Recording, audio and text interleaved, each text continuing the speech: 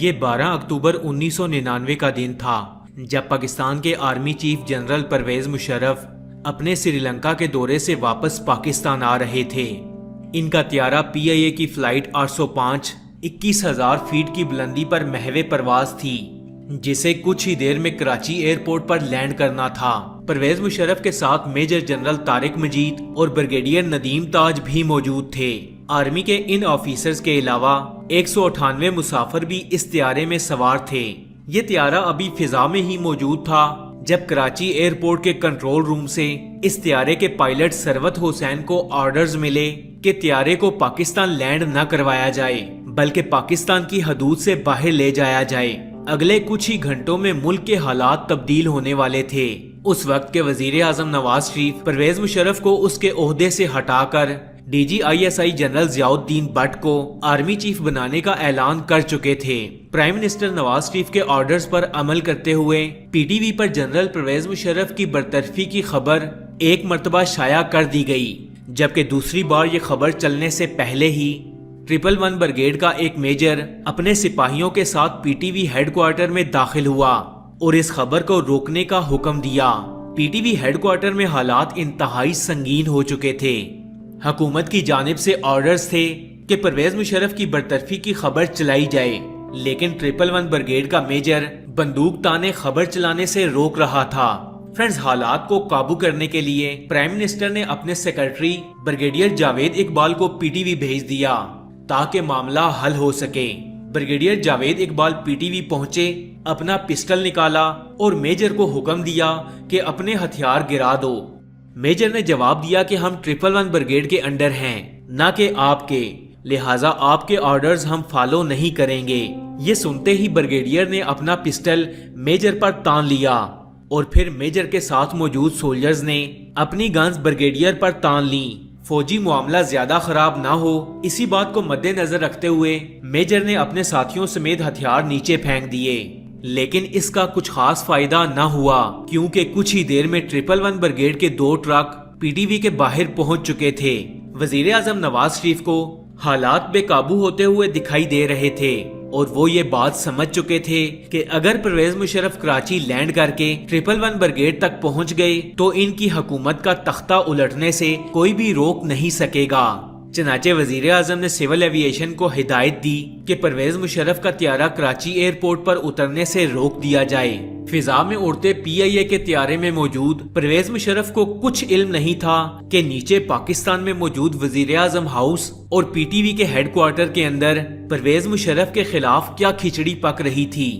Karachi control room سے طیارے کو کراچی میں لینڈ کروانے سے انکار پر پائلٹ ثروت حسین نے مسافروں اور پرویز مشرف کو پوری صورتحال سے آگاہ کیا۔ مشرف سمیت تمام مسافر ششدر رہ گئے۔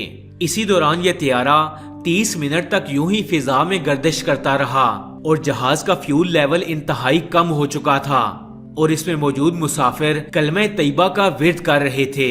پرویز مشرف خود اٹھ کے کاکپٹ میں آئے اور کنٹرول روم سے رابطہ کر کے بتایا کہ وہ آرمی چیف ہے، جہاز کو کراچی لینڈ کرنے سے کیوں روکا جا رہا ہے۔ کنٹرول روم سے جواب آتا ہے کہ حکومت کا حکم ہے کہ آپ کے جہاز کو پاکستان میں لینڈ نہیں کرنے دیا جائے، اب چاہے آپ یہ جہاز انڈیا لے جائیں یا کسی اور ملک، آپ کی مرضی۔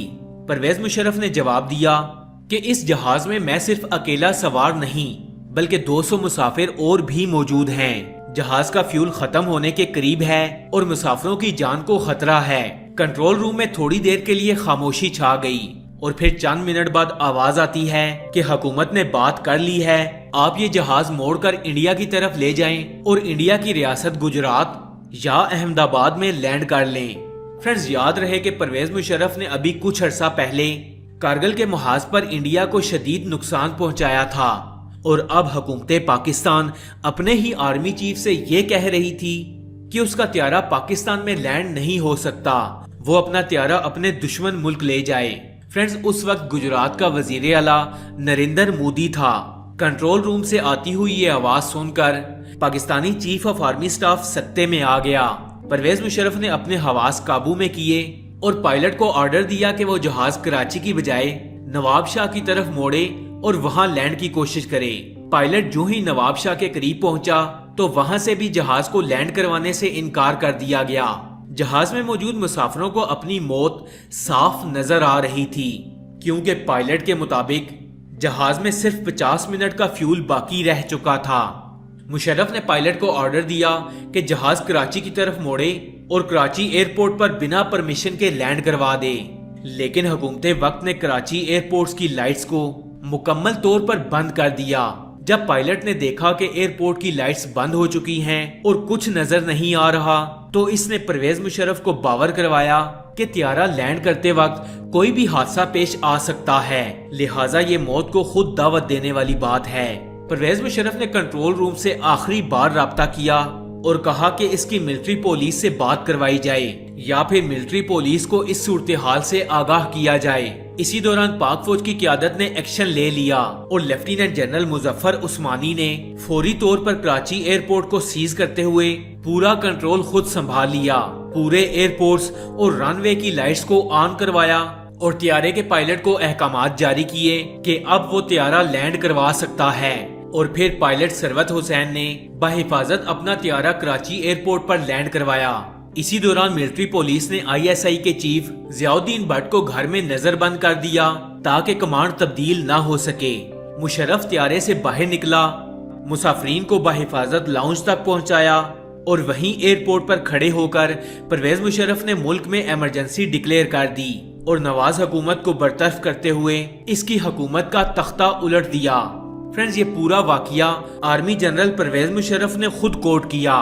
اب آپ اپنے ایمان سے بتائیں کہ کیا آرمی چیف کے طیارے کو اسی کے اپنے ملک میں لینڈنگ کرنے سے روکنا غداری نہیں ہے؟ کیا 198 مسافروں کی جان خطرے میں ڈالنا اقدام قتل نہیں ہے؟ کیا پاکستان کی فوجی قیادت کا طیارہ بھارت کی زمین پر زبردستی لینڈ کروانے کے آرڈرز دینا غداری کے زمرے میں نہیں آتا؟ پرویز مشرف کے ملک پر ٹیک اوور کو اس وقت کے چیف جسٹس سعید الزمان صدیقی نے قانونی قرار دیتے ہوئے 3 سال کی مہلت دے دی تھی، اور پھر پرویز مشرف ایک ہی وقت میں چیف آف آرمی سٹاف اور پاکستان کے صدر بنے۔ فرینڈز، اس ویڈیو کا مقصد ہرگز یہ بتانا نہیں کہ پرویز مشرف ایک محب وطن پاکستانی تھا یا ایک ڈکٹیٹر۔ بتانے کا مقصد صرف یہ ہے کہ حقیقت کو کھول کر آپ کے سامنے رکھا جائے۔ اب فیصلہ آپ کے ہاتھ میں ہے، جو مجھے کمنٹ سیکشن میں ضرور بتائیے گا۔ اگر آپ کو یہ ویڈیو پسند آئی تو اپنے دوستوں کے ساتھ شیئر ضرور کیجیے گا۔ میں ملوں گا آپ سے اگلی ویڈیو میں، تب تک کے لیے اللہ حافظ۔